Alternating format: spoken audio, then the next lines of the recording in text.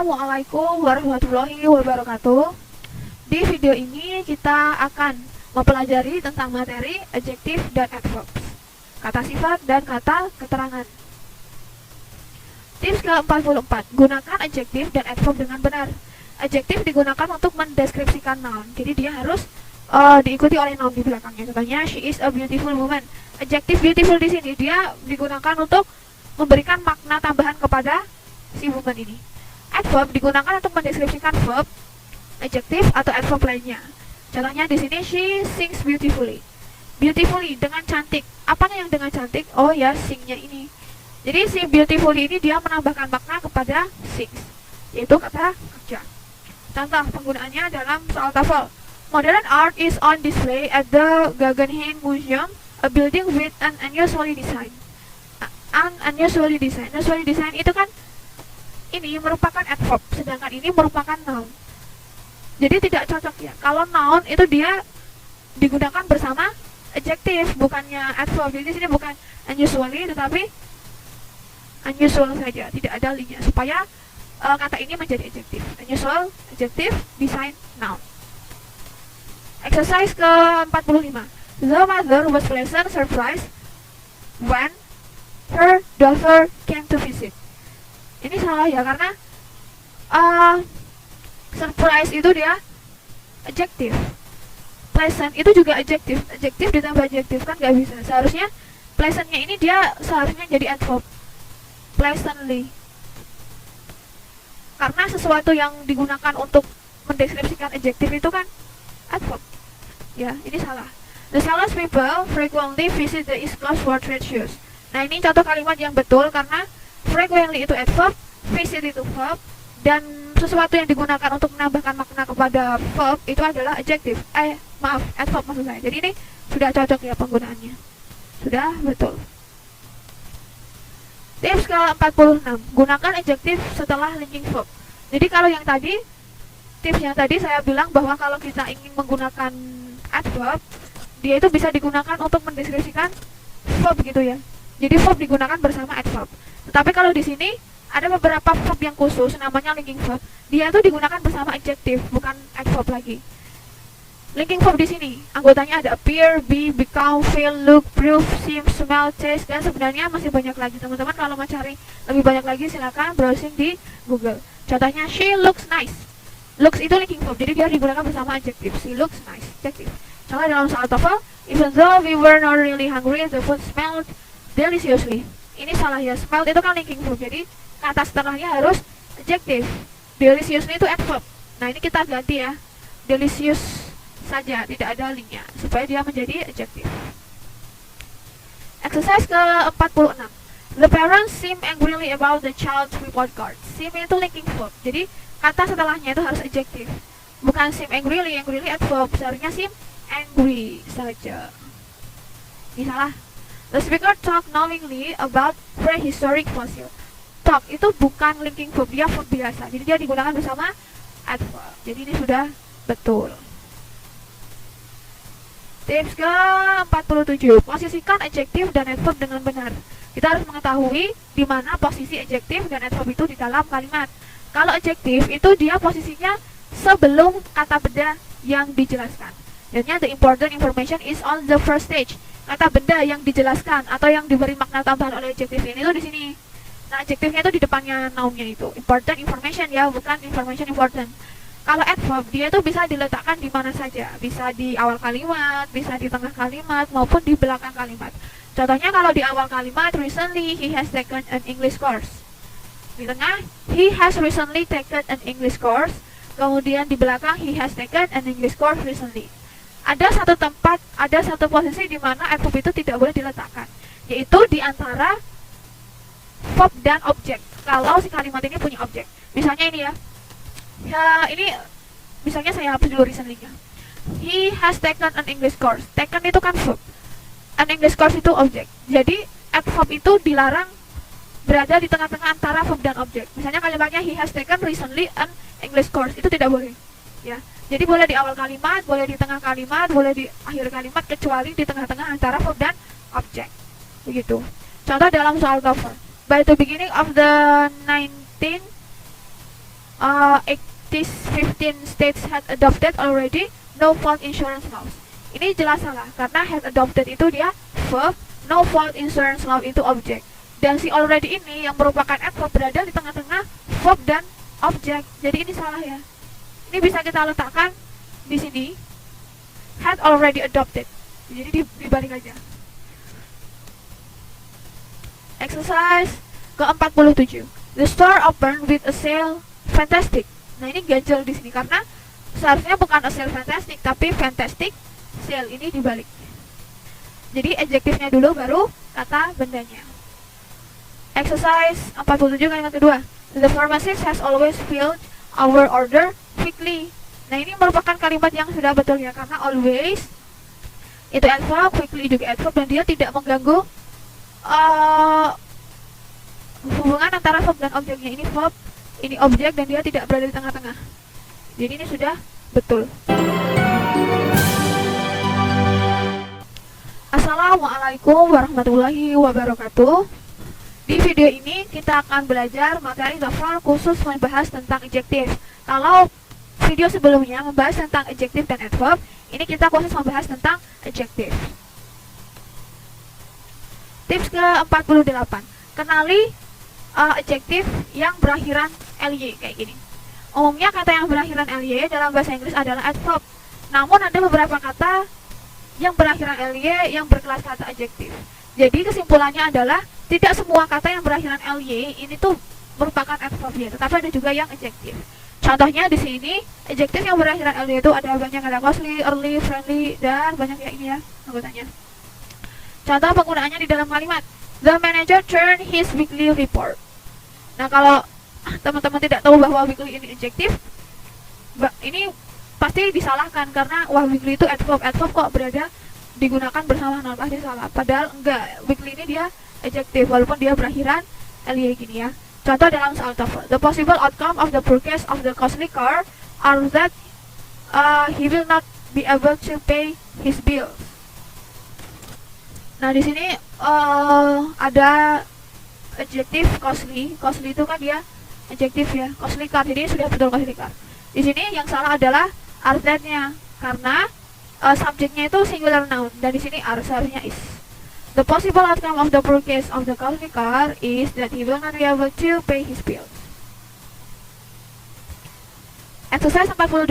Federal taxes are yearly taxes which must be paid every April. Federal taxes are yearly taxes which must be paid every April. Ya, ini sudah betul. Yearly adjective, taxes noun, sudah betul. At the fashion show, the new seasonally fashion will be shown. Nah, di sini Nah, di sini seasonally itu dia adverb ya, bukan adjektif. Jadi kita harus mengganti atau menghilangkan ly ini sehingga menjadi seasonal aja. Seasonal fashion will be shown. Ini salah. Oke, tips ke-49, gunakan predikat adjektif dengan benar. Nah, kita harus tahu dulu predikat adjektif itu adjektif yang seperti apa. Jadi predikat adjektif itu adalah sebuah adjektif yang tidak bisa diletakkan atau digunakan sebelum sebuah kata benda. Dia hanya bisa digunakan setelah kata kerja be. Is, am, was, were, dan teman-temannya itu. Contohnya di sini, the alive snake was on the rock. Nah, ini kalimatnya merupakan kalimat yang salah. Walaupun alive itu adjektif dan digunakan bersama snake yaitu noun. Tapi karena dia predikat adjektif, maka dia nggak bisa diletakkan di sini. Nah, pembetulannya ada di kalimat ini dari ini. The snake on the rock was alive. Jadi predikat adjektif itu hanya bisa digunakan setelah verb be kayak gini loh. Nah, atau pembetulannya seperti ini juga. The live snake was on the rock sama the living snake was on the rock. Jadi kata live ini dia setara makna dengan live dan living. Live dan living itu merupakan adjektif yang biasa. Jadi dia bisa digunakan sebelum kata benda. Gitu. Jadi pembetulannya bisa seperti ini, atau seperti ini. Contoh dalam soal TOEFL. Perhaps the most welcoming and friendly of the park's wild places is the live oak forest that surrounds the district alone visitor center in Gulf Breeze. Alone itu kan dia predikat adjektif, dia tidak bisa diletakkan di sini. Jadi alone-nya itu bisa kita ganti dengan adjektif yang biasa yaitu lone. Lone Visitor Center in Gulfport. Exercise ke-49.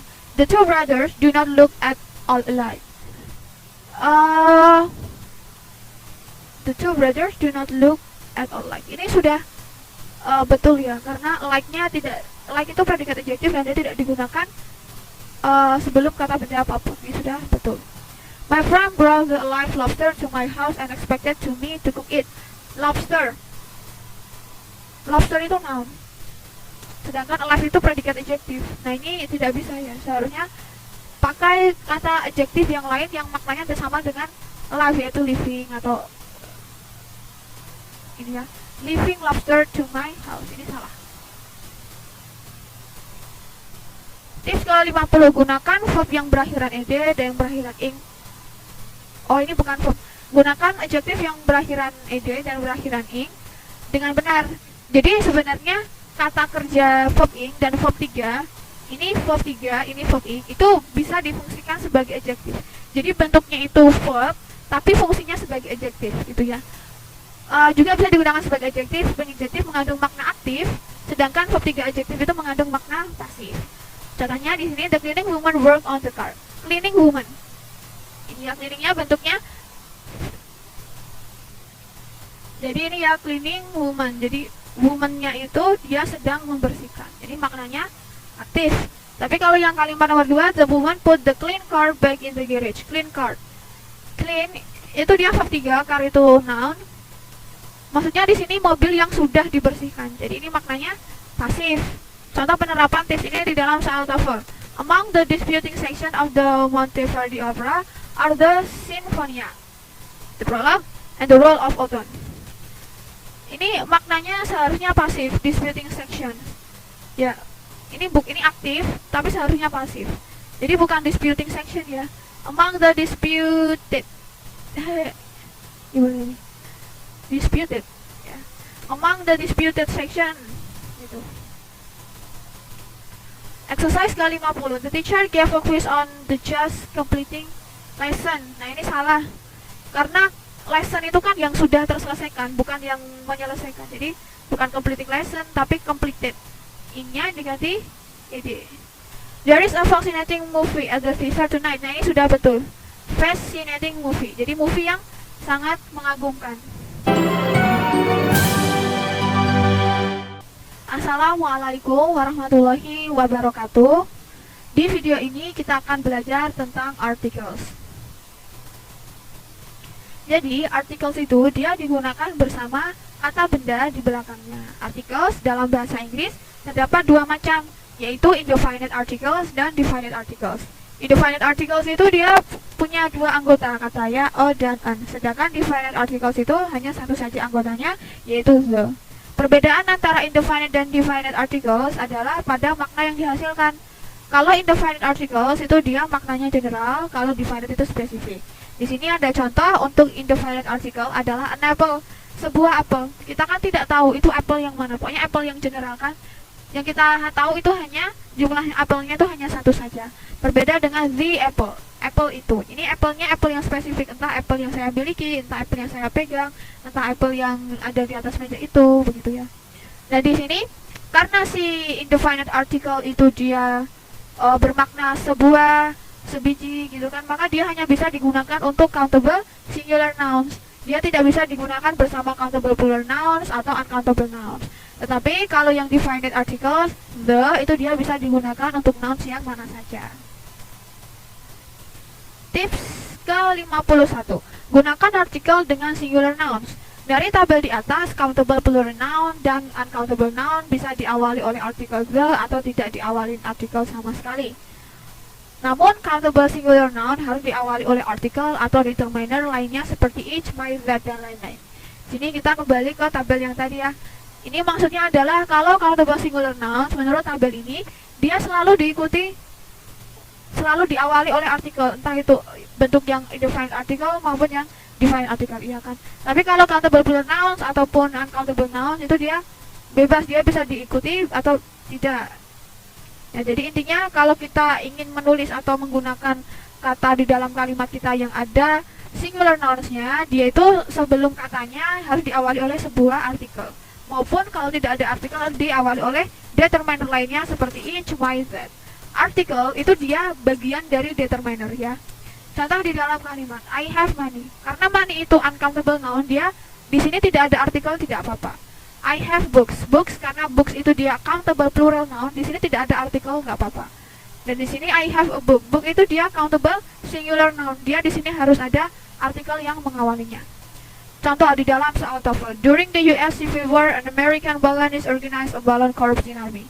Army itu dia kan diawali oleh huruf kapital. Ini menandakan bahwa kata army ini merupakan nama sebuah organisasi, ya, atau nama sebuah institusi. Berarti itu kan benda yang spesifik kan. Jadi di sini harus ada artikel the. Begitu. Jadi yang salah yang D ya. Kemudian exercise ke-51, she is taking trip with friends. Trip itu kan dia countable singular noun, tapi di sini tidak ada artikel maupun determiner yang lainnya. Jadi di sini merupakan contoh yang salah, seharusnya a trip. She is taking a trip with friends. Kalimat kedua, in my yard there are flowers, trees, and grass. Karena flowers, trees, dan grass itu dia, flowers, trees itu plural nouns dan grass itu uncountable nouns. Jadi dia di awal tidak perlu menggunakan artikel atau determiner lain, nggak apa-apa. Jadi ini sudah betul. Tips ke-52, bedakan penggunaan dan penggunaan an. Digunakan untuk countable singular noun dengan suara konsonan di awal kata, sedangkan an digunakan untuk countable singular noun dengan suara vokal di awal kata. Jadi ini suara ya, bukan huruf. Contohnya di sini book B, ini kan suara konsonan B, jadi pakainya a man, a page, an orange, a nail, nest, an automobile. Gitu. Jadi kalau digunakan untuk kata benda yang dia itu katanya diawali oleh suara konsonan, sedangkan kalau an untuk kata benda yang awal katanya itu sebuah suara vokal. Namun ada pengecualian. Namun berhati-hatilah kata dengan awalan huruf U, O, E, dan X atau H, karena mereka bisa berawalan dengan suara konsonan ataupun vokal. Jadi kata yang diawali oleh huruf ini itu terkadang konsonan, terkadang vokal gitu. Jadi agak bingungin. Contohnya di sini hurufnya U, sama-sama U ya, tapi di sini menggunakan artikel yang berbeda. Karena university itu dibacanya walaupun U, tapi U dibacanya kan bukan U. A university. An unhappy man. A hand. An hour. Walaupun di sini H, tapi hanya tuh gak dibaca. Hour kan bukan hour. An hour. A one way street. Walaupun di sini O, tapi dibacanya one kan pakai W. Nah, one way street. A no man. A euphemism, an event, a Xerox machine, an X-ray machine, gitu. Jadi sebelum teman-teman menggunakan atau an, lebih baik mencoba untuk diucapkan dulu apakah katanya ini berawalan suara vokal atau konsonan. Karena jangan memperhatikan hurufnya, tetapi suaranya saja. Coba untuk diucapkan. Exercise ke-52. The dishwasher quit his job because he was making only $4 an hour. Hour. Nah ini salah ya, karena hour itu dibacanya kan hour. Ini bukan O ya, seharusnya an hour. Salah. It was an unexpected disappointment to receive a rejection letter from the university. Sudah betul. An unexpected a rejection. Sudah betul. Exercise ini tips ke-53. Pastikan artikel sudah sesuai dengan noun yang mengikutinya. Kita harus mengecek apakah artikelnya itu sudah cocok dengan noun yang mengikutinya. Definite article the digunakan untuk countable singular noun, countable plural noun, maupun uncountable noun, sehingga tidak terlalu membingungkan penggunaannya. Namun indefinite article dan an digunakan untuk countable singular noun saja, sehingga kita harus memastikan apakah noun yang mengikutinya merupakan countable singular noun. Contohnya, on a trip down to the bottom of the Grand Canyon, the equipment will in all probability be carried by a buros. Itu kan seharusnya maknanya satu atau sebuah atau sebiji. Tapi di sini buros itu ada s-nya. Berarti ini kan jamak ya, plural nouns. Ya, ini salah.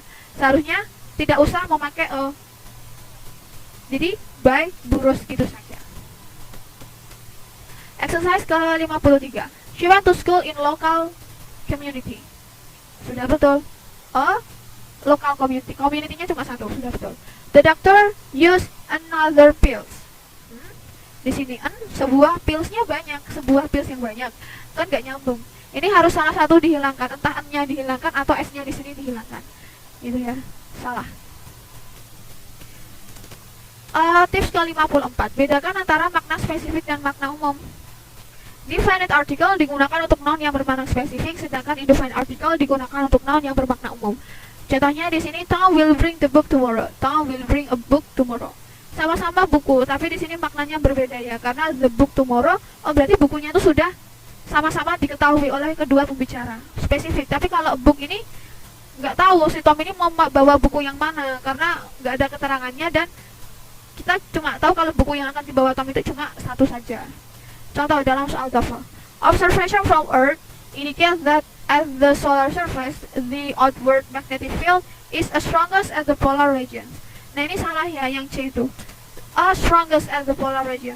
Yang strongest itu kan yang terkuat, yang terkencang gitu ya. Berarti kalau yang paling, itu kan artinya dia jumlahnya cuma satu dan dia spesifik. Jadi di sini tidak bisa menggunakan yang artikel yang indefinite ya, karena makna strongest itu spesifik. Seharusnya the strongest as the polar regions. Exercise ke-54, he took a trip on a snake river. Nah ini sudah jelas salah, karena snake river ini kan diawali oleh huruf kapital, menandakan bahwa snake river ini adalah nama sebuah sungai, nama tempat gitu kan ya. Kalau nama tempat berarti tempatnya kan sudah spesifik, dan di dunia hanya ada satu spesifik. Ini tidak tepat menggunakan a. Jadi bisa on snake river saja, atau on the, itu juga bisa. Intinya ini salah, tidak bisa diawali oleh a. I'll meet you at the library later. Nah ini sudah betul ya. Terima kasih bagi yang sudah menonton video ini. Sampai jumpa di video selanjutnya. MTWJ 2020.